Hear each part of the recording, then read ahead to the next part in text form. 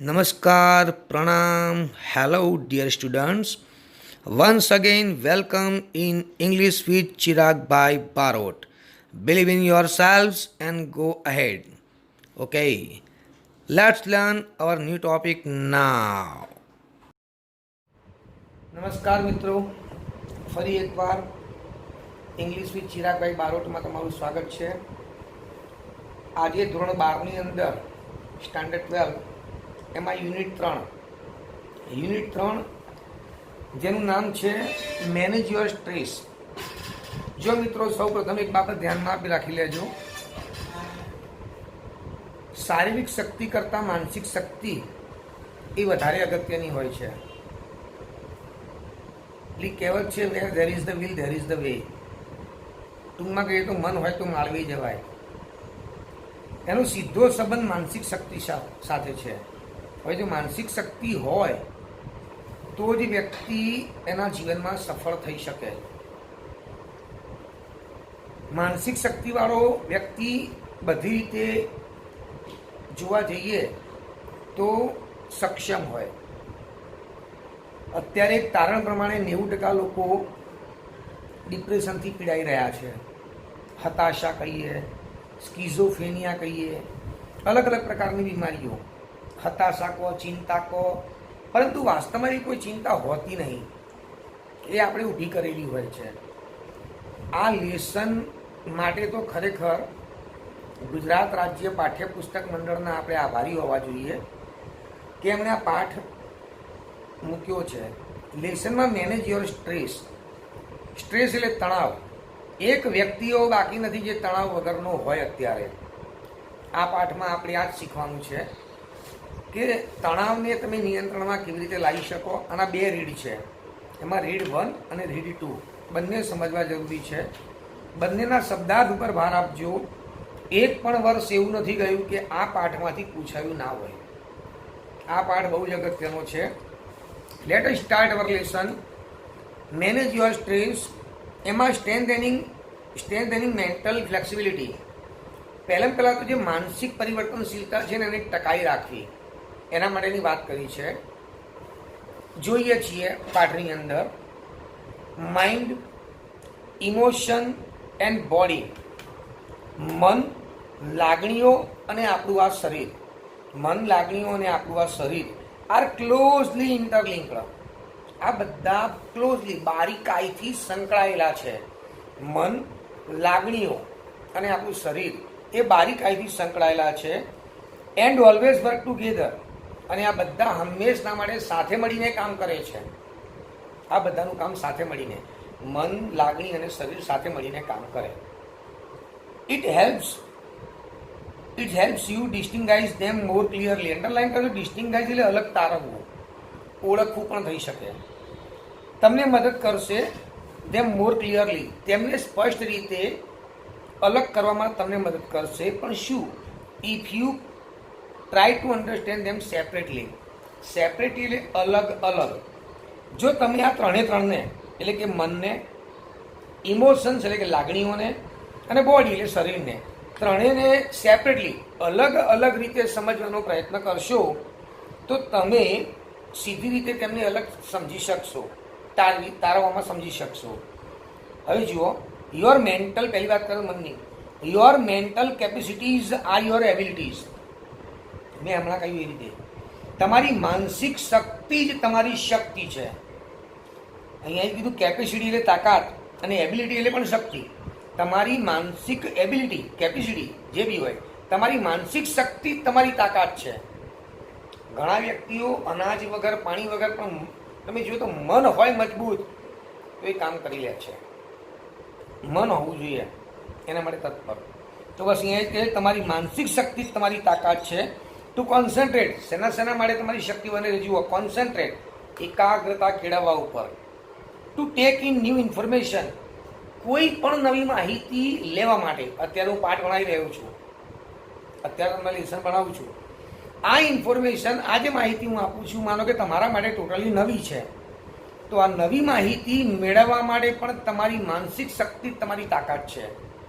હજી આગળ, and to be a position and two remember, યાદ રાખવા માટે, યાદ શક્તિ માટે. પણ શું? ઓલ્ડ એન્ડ ન્યૂ ઇન્ફોર્મેશન, કોઈ પણ જૂની અને નવી માહિતી યાદ રાખવા માટે પણ માનસિક શક્તિ જરૂરી છે. હજી આગળ, and to be in a position to think logically.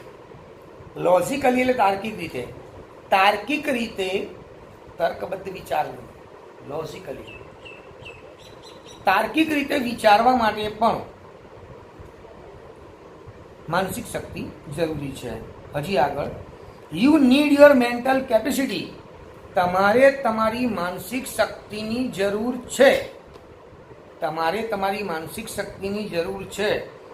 કેમ? ઇન ઓર્ડર ટુ, આ આવું ચેપ્ટર આવશે. ઇન ઓર્ડર ટુ, ના હેતુથી.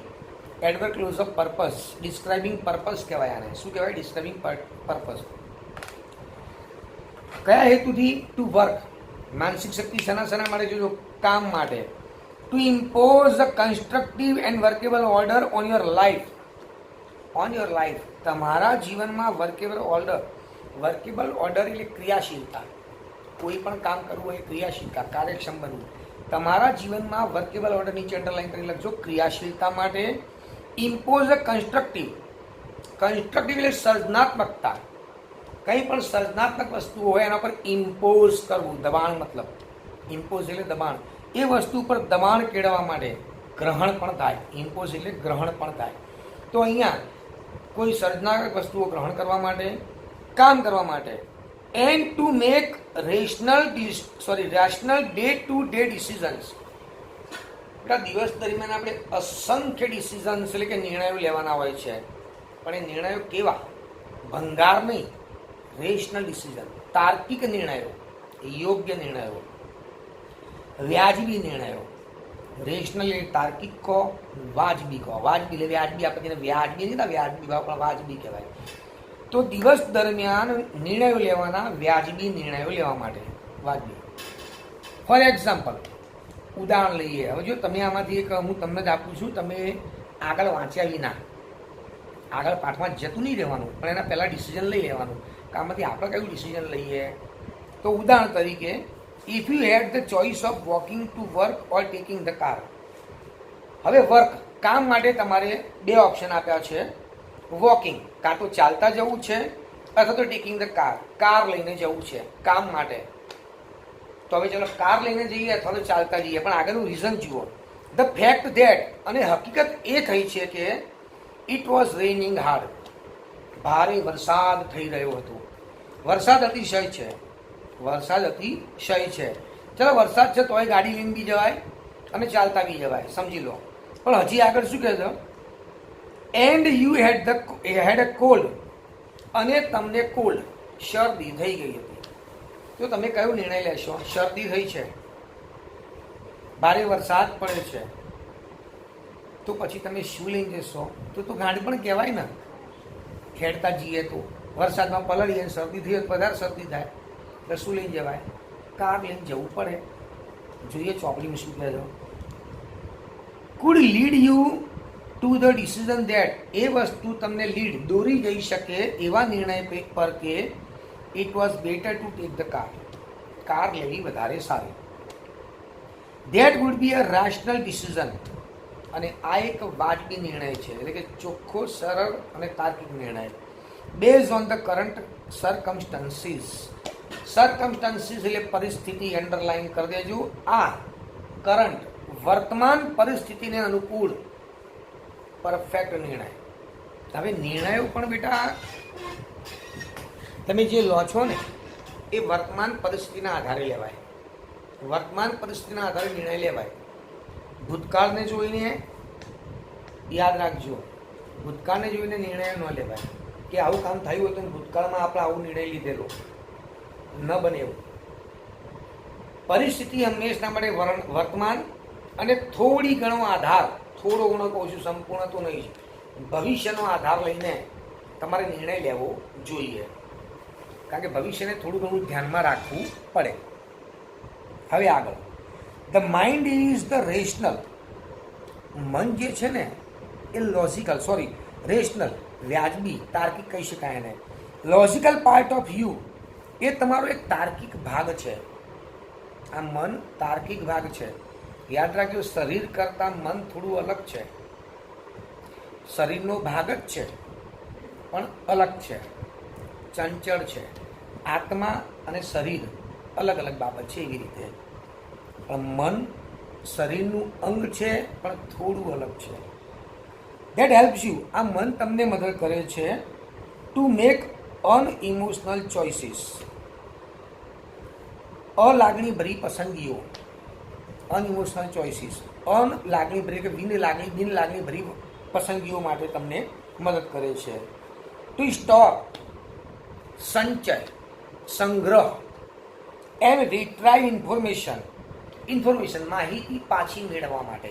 કોઈ માહિતી તમે ભૂલી ગયા હોય ને તમે ધ્યાનથી યાદ કરો. પરીક્ષા ત્યારે લખવા બેસો ને પરીક્ષામાં, ત્યારે પ્રશ્ન આવે એટલે શરૂઆતમાં તો આ એક મારા પર્સનલ અનુભવ પરથી તમને કહું છું કે પરીક્ષાની અંદર આપણે લખવા બેસીએ ને પ્રશ્ન લખી કાઢીએ, ઉપર જવાબ લખીએ, જવાબ યાદ ના આવે. આવું બને, ઘણીવાર બને કે કોઈ પ્રશ્નનો જવાબ યાદ ના આવે, પણ પછી જ્યારે એ પ્રશ્નનો થોડો ઘણો મુદ્દો યાદ આવે ને, થોડો ઘણો, આખા મારો 1.5 પેજનો પ્રશ્ન છે, જવાબ છે, એમાં તમે એકાદ બે લાઈન લખી કાઢીને અને પછી તમને એમાંથી 2 લાઈન લખતા જો એકાદ લાઈન યાદ આવી ગઈ તો તમે માણસોની ઉપરની નીચેની બધી મોટાભાગની વસ્તુઓ તમને યાદ આવી જશે. એ કામ કોણ કરે? મન કરે. સુષુપ્ત અવસ્થામાં પડેલું મન કે જે તમારી માહિતી, ઇન્ફોર્મેશન રિટ્રાઈવ એટલે પાછું મેળવવું, યાદ રાખજો, એ તમને પાછું મેળવવામાં મદદ કરે છે.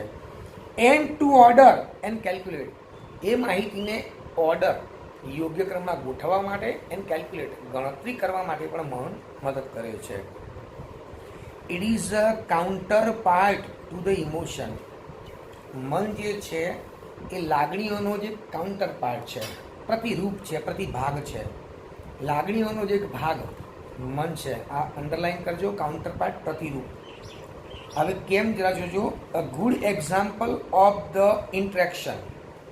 ઇન્ટરેક્શન એટલે તમે મને જોઈ શકો છો પણ તમે મને વિડીયોમાં જોઈ શકો છો પણ આમ ફેસ ટુ ફેસ જોઈ શકતા નથી. પણ આપણે અત્યારે જે વાતચીત કરી રહ્યા છીએ તમે સાંભળી રહ્યા છો. હા, હું તમને નથી સાંભળી રહ્યો, પરંતુ આ જે થઈ રહ્યું છે એ ઇન્ટરેક્શન કહેવાય. ક્રિયા પ્રતિક્રિયા, એને આપણે ઇન્ટરપ્રિટેશન પણ કહીએ છીએ. ક્રિયા પ્રતિક્રિયા. એક સારું ઉદાહરણ લઈએ ઓફ ઇન્ટરેક્શન. આ ક્રિયા પ્રતિક્રિયાનું એક ઉદાહરણ જોઈ લઈએ. ક્રિયા પ્રતિક્રિયાનું ઉદાહરણ શું છે? Between mind and emotion. મન અને લાગણીઓ. મન અને લાગણીઓ, જે લાગણીઓ આપણા શરીરની અંદર રહી છે એ અને મન, એના વચ્ચેનો, એના માટેનું એક ઉદાહરણ જોઈએ. Is exam nervous. સારામાં સારું ઉદાહરણ આપી દીધું. એ છે પરીક્ષાની બેચેની. હવે તમને નહીં રહી, પણ 10મામાં જ્યારે પહેલી વાર બોર્ડ શબ્દ આપણે લખણા તો પરીક્ષા પહેલું પેપર આવવા જતાં ડરતા હોય. કેવી હશે બોર્ડની એક્ઝામ? એટલે પરીક્ષાની બોર્ડની એક્ઝામ તો તમારા સ્કૂલમાં લેવાય ના કરતાં આમ સરળ હોય છે.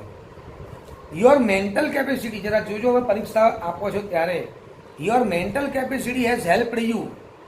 તમે એના માટે બહુ પ્રયત્નો કર્યા હોય, પરીક્ષાના 2 મહિના પહેલાં મહેનત સખત કરી હોય. તમારી માનસિક શક્તિ હેઝ હેલ્પડ યુ. એણે તમને મદદ કરી છે. Written what you have revised. તમે જે પણ રિવાઇઝ કર્યું છે, પુનરાવર્તન કર્યું છે, એ બધું રિટેન મેળવવા માટે તમારી માનસિક શક્તિએ તમને મદદ ચોક્કસથી કરી છે. માનસિક શક્તિ તો એ બધું ગોખી માર્યું, મારી ભાષામાં કહું તો, અથવા સમજી લીધું. હવે આગળ, you know your stuff. Stuff એટલે અંદર ભરેલું. તમારા પરીક્ષા દરમિયાન તમે કેટલા પ્રશ્નો તૈયાર કર્યા, આ તે સ્ટફ એટલે ભરેલું. અંદર તમારું ભરેલું જે બધું જ્ઞાન છે ને, પ્રશ્નોના જવાબો, ગણિત હોય તો દાખલાઓ, એકાઉન્ટ હોય તો એના અલગ અલગ સમ્સ જે પણ આવતું હોય, આઈ ડોન્ટ નો, અને ઇંગ્લિશ હોય તો શોર્ટ્સ નોટ્સ બધી તમને યાદ છે, બધું ભરેલું સ્ટફ છે અંદર. પરંતુ when you enter the exam room, જ્યારે તમે પરીક્ષાના રૂમમાં જાઓ છો, એન્ડ સ્ટાર્ટ ગેટિંગ ઇમોશનલ, અને તમે લાગણીશીલ બનવા લાગો છો. કેવા બનવા લાગો છો? લાગણીશીલ. પણ લાગણીશીલ કેવી રીતે? પપ્પા યાદ ના હોય એ વખતે શું યાદ આવે જુઓ. By expecting difficulties. ખાલી અપેક્ષા કરો, પરીક્ષામાં પેપર હાથમાં આવ્યા પહેલા ડિફિકલ્ટીઝ, મુશ્કેલીઓ નડશે. કેવું પેપર આવશે, મુશ્કેલીઓ બેન પેપર વેચતા હોય તો એમ થાય પહેલાં મારા હાથમાં આવી તો હું જોઈ લઉં. ડિફિકલ્ટી કહેવાય એને. મુશ્કેલીઓ નડશે ઇમેજિનિંગ ફેઇલર, અને નિષ્ફળ થશો એવી ઇમેજિન એટલે કલ્પના કરવી, અને એવી કલ્પના થવા માંડે, હાથમાં પેપર આવ્યા પહેલા એવી કલ્પના કરવા માંડો કે નાપાસ થઈશું. વાર્તા પૂરી થઈ ગઈ ત્યાં આગળ. ઓલ ઓફ અ સડન, અને અચાનક જ ધ કેરફુલી સ્ટોર્ડ ઇન્ફોર્મેશન, અને કાળજીપૂર્વક તમે જે માહિતીનો જે સંગ્રહ કર્યો છે એ આ તમારી ફક્ત ઇમોશનલ વૃત્તિના કારણે ઇઝ નો લોંગર અવેલેબલ.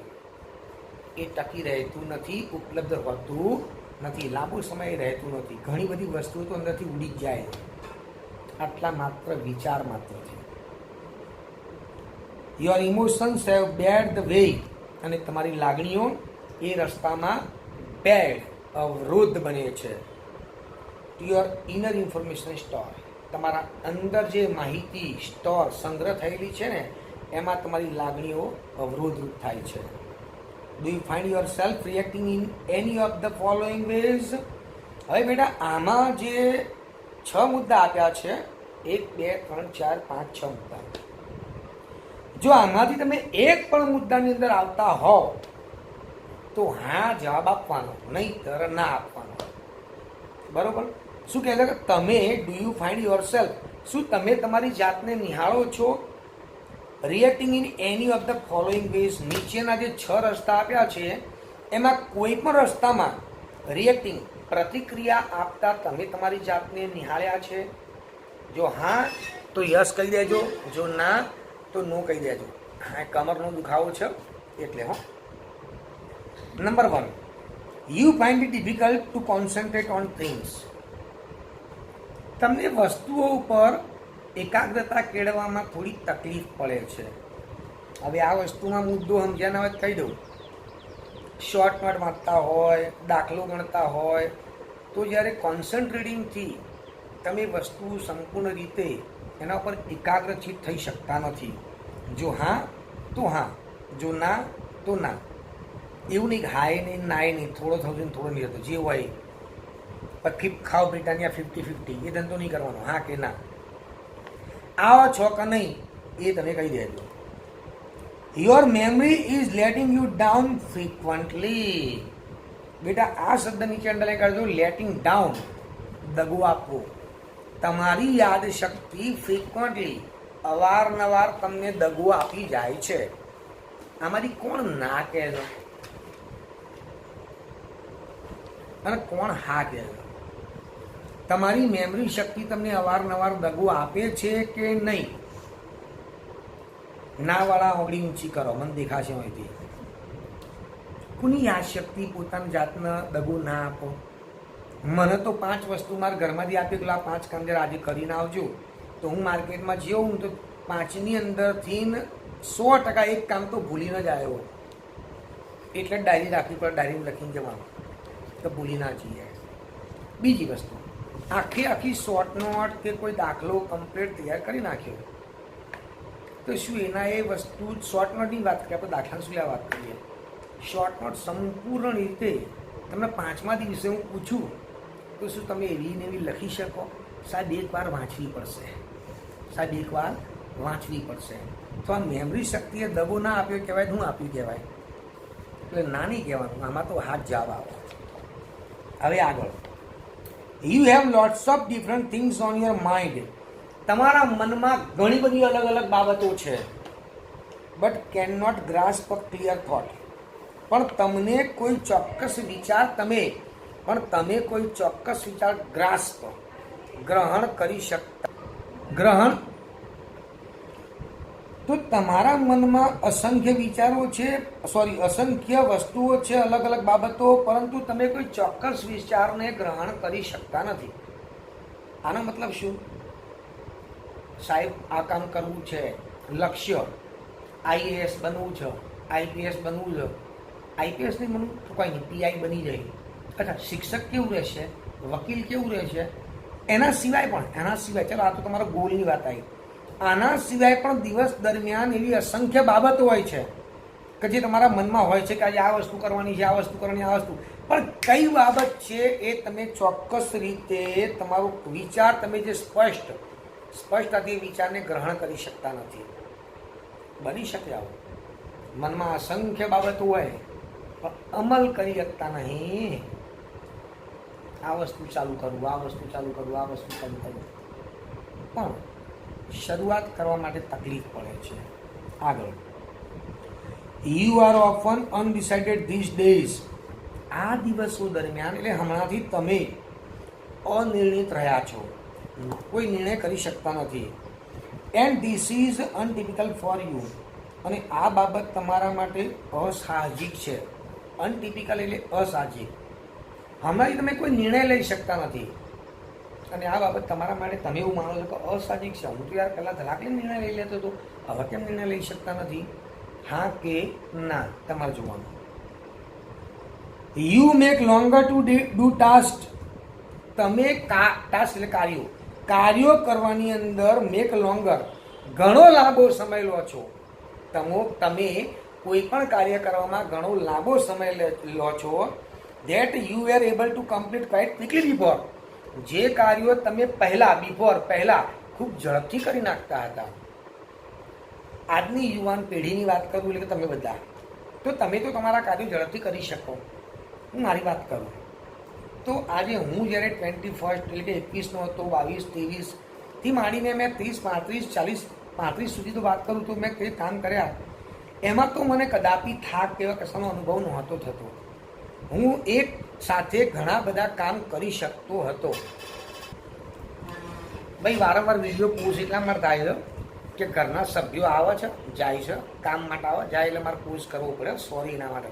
હા, તો હું એટલા આવેલો કે હું જ્યારે 30થી 35, ત્યાંથી મને 21થી મને 35 વર્ષનો હતો, કોઈ પણ કાર્ય હું બહુ ઝડપથી કરી લેતો. સવારે 5:30 વાગ્યાથી શરૂઆત કરતો કામની, તો મને હજી પણ ખબર છે કે રાતના 9:30 વાગી જતા. રાતના 9:30 વાગી જતા અને 9:30 એક ટાઈમ ખાઈ લેતો. પણ હવે એ કાર્ય થઈ શકતું નથી. જે કાર્ય પહેલાં હું ખૂબ ઝડપથી કરી લેતો, અત્યારે મારે બહુ લાંબો સમય એના માટે લેવો પડે છે. આ હકીકત છે. જો કે આ શારીરિક નબળાઈ છે, પરંતુ આના સિવાય બી જોવા જઈએ તો માનસિક નબળાઈ અલગ બાબતની હોય. આપણે કોઈ વસ્તુ ઝડપથી કરી લેતા હોઈએ, હું તમારી વાત કરું તો તમે કોઈ શોર્ટમાં પહેલાં આમ કરી શકતા હોય, કોઈ એસે હોય આમ કરી શકતા હોય, ફટાક લઈને તૈયાર થઈ જાય. પણ આ કોરોનાનો કાળ આવ્યો એટલે કોરોનાના કાળની અંદર જે લેઝીનેસ, આળસુ વૃત્તિ, પ્રમાદવી વૃત્તિ કહેવાય ને, આળસુ વૃત્તિ, એ એટલી હદે આમ જળ ઘાલી ગઈ હોય ને શરીરની અંદર કે આપણને જોર આવે કામ કરવાનું. એટલે હવે ઝડપથી એ શોર્ટમાં થાય નહીં. હવે આગળ, you start lots of things but don't finish. તમે ઘણા બધા કામ શરૂ કરી દો છો પણ પૂરા કરતા નથી. ઘણા બધા કામ શરૂ કરી દો છો પણ પૂરા કરતા નથી. આ તો આ કામ શરૂ કર્યું, દિવાળી કામ કાઢી નાખ્યું, વધતા ઘરનું વાસણ ધોવા કાઢી નાખ્યા, આ બાજુ પેલું નવું, એટલે ટૂંકમાં 1000 પ્રકારના કામ કાઢ્યા પણ કોઈ પણ કામ પૂરું કરતા નથી. આટલી વસ્તુ વાત કરું છું. આ 6 મુદ્દામાંથી એક પણ મુદ્દામાં તમે આવો છો તો તમે જોઈ લેજો.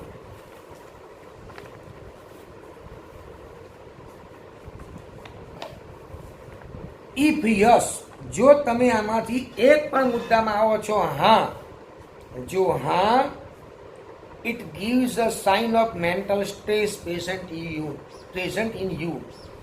તો એ એવો સંકેત આપે છે કે માનસિક તણાવ તમારામાં હાજર છે. તો ગભરાઈ ના જતા, ઓહો સાહેબ મારામાં તો આવો છે તો હું માનસિક તણાવથી પીડાઈ ગયો છું. અલ્યા ભાઈ, મેં હમણાં જ કીધું, દુનિયામાં કોઈ બાકાત જ નહીં. માનસિક ચિંતા દરેકમાં થોડા ઘણા અંશે હોય, કોઈકને વધારે હોય, કોઈકને ઓછી હોય. પણ તમને ખબર છે, એવું કહેવાય છે કે જે માનસિક રીતે થોડો ઘણો પણ ચિંતાશીલ વ્યક્તિ હોય ને, એ જ હોશિયાર હોય. જે હળંગ કોઠાનો હોય ને એ હોશિયાર હોય નહીં. આ સ્વાભાવિક છે. માનસિક ચિંતા આવી જોઈએ કે કોઈ એમ કે આ તો ડૂબો છે, પણ તો કંઈ પડી જ નહીં, આમ તો કોઈ પડી જ નહીં. એટલે કંઈક તો ચિંતા હોવી જોઈએ. ધ બેટર યુ ડીલ, બેટા હવે સમજવાનું છે. The better you deal, deal એટલે ઉકેલવું, ડીલ વિથ એટલે કોઈ સાથે ઉકેલ કરવો. The better you deal with stress, તમે એ તણાવ સાથે ઝડપથી ઉકેલ કરશો, the less your mental capacity will be affected, એટલી જ ઓછી અસર તમારી માનસિક શક્તિને થશે. મતલબ કે જેવો તણાવ આવે તરત એનો ઉપાય કરવો, તો માનસિક શક્તિને અસર ઓછી થાય, વાંધો ના આવે. The following exercise will help you build your stress resilience and rebalance yourself in your mental capacity. Sorry, if your mental capacity has already started to suffer due to stress. Okay. તો શું કહે, the following exercise will help you. નીચેની જે કવાયતો છે, આ બધી અલગ અલગ કસરતો છે, બતાવશે જે આવશે એ તમને મદદ કરશે. બિલ્ડ બેટર સ્ટ્રેસ, વધારે તણાવ હોય તો તણાવમાંથી રેઝિલિયન્સ એન્ડ રીબેલેન્સ, રિઝિલિયન્સ એટલે ઝડપથી સારા થવા માટે, અને રીબેલેન્સ યોર સેલ્ફ, અને તમારી જાતને રીબેલેન્સ પુનઃ સમતુલન એટલે કે સરખી રીતે સમતુલન પ્રાપ્ત કરવા માટે મદદ કરશે, સારી રીતે મદદ કરશે. નીચેની કસરતો, ઇફ જો યોર મેન્ટલ કેપેસિટી, જો તમારી માનસિક શક્તિ ક્ષમતા હેઝ ઓલરેડી સ્ટાર્ટેડ ટુ સફર, એ ક્યારની એ પીડાવાની શરૂઆત થઈ ગઈ છે ડ્યુ ટુ સ્ટ્રેસ, તણાવને કારણે. કોઈ પણ પ્રકારના તણાવને કારણે તમારી માનસિક શક્તિમાં જો અસર થઈ રહી છે, તો નીચેની જે કવાયતો છે એ કવાયતોથી તમને મદદ મળશે કે તમારે એમાંથી બહાર કેવી રીતે આવું, તમે માનસિક શક્તિમાંથી તમે એ તણાવમાંથી તમે કઈ રીતના બહાર આવીને તમારું માનસિક શક્તિનો વિકાસ થાય. મિત્રો, સમય થઈ ગયો છે, અહીંયા હું આ વસ્તુની પૂર્ણાહુતિ કરું છું. હજી આ જ સેશન્સ પછી નેક્સ્ટ પાર્ટની અંદર હું મેનેજ યોર સ્ટ્રેસનો આગળનો ભાગ ચલાવીશ. ત્યાં સુધી નમસ્કાર.